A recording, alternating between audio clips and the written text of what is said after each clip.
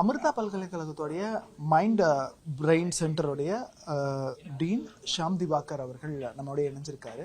ரொம்ப பெரிய முக்கியமான விஷயங்கள் சொல்கிறாங்க.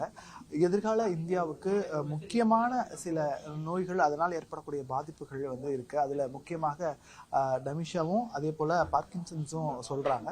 அது குறித்து அவரிடையே கேட்கலாம். எவ்வளோ பேர் சார் பாதிப்பாங்க? என்ன சேலஞ்ச் இருக்குது சார்? இதை இந்தியாவில் இருக்கிற சேலஞ்சே இது நம்பர் தான்.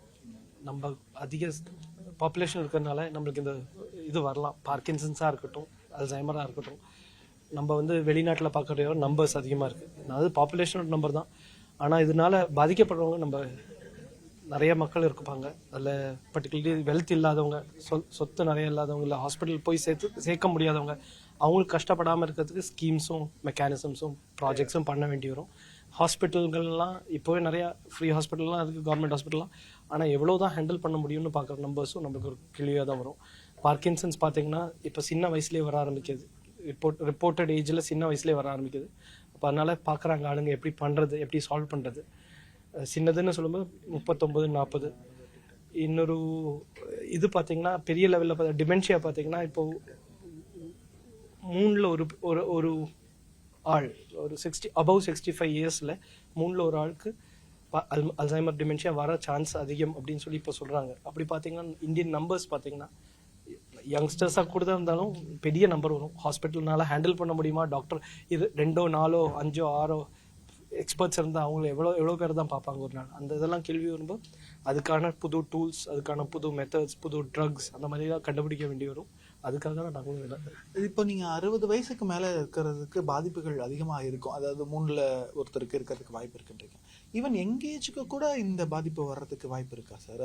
ஐ மீன் middle age people like above 40 or something. என்ன ப்ரெடிக்ஷன் இருக்குது சார்?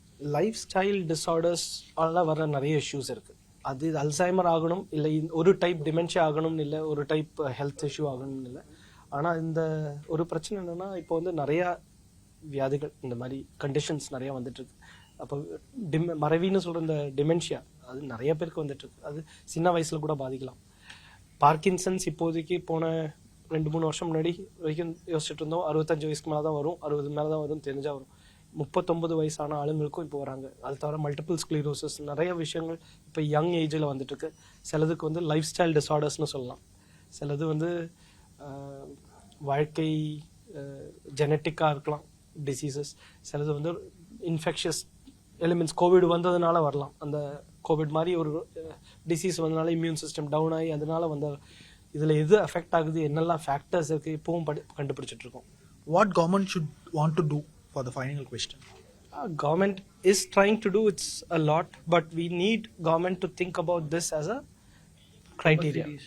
ஒரு பெரிய ஒரு இஷ்யூவை எடுத்து இதுக்காக ஹாஸ்பிட்டல் செட்டப் பண்ணணும், இதுக்காக ரீசர்ச்க்கு ஃபண்டிங் கொடுக்கலாம், இதோட ஃபோக்கஸஸ் டெவலப் பண்ணலாம். 3 வருஷத்துலலாம் சொல்யூஷன் வரணும்னா அந்த அளவுக்கு பிரெயின் சயின்ஸ் எல்லாம் அட்வான்ஸ் ஆகலை. So research will take longer time.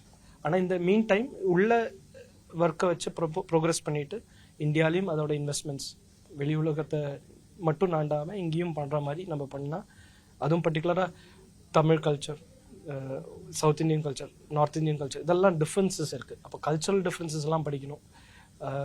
சில ஸ்கில்ஸ் இருக்குது, இந்த ட்ரெடிஷ்னல் ஸ்கில்ஸ் சொல்லுவாங்க, மெத்தட்ஸ் லைக் யோகா, தியானம் நிறைய பேரை காப்பாற்றிருக்கு முன்னாடி.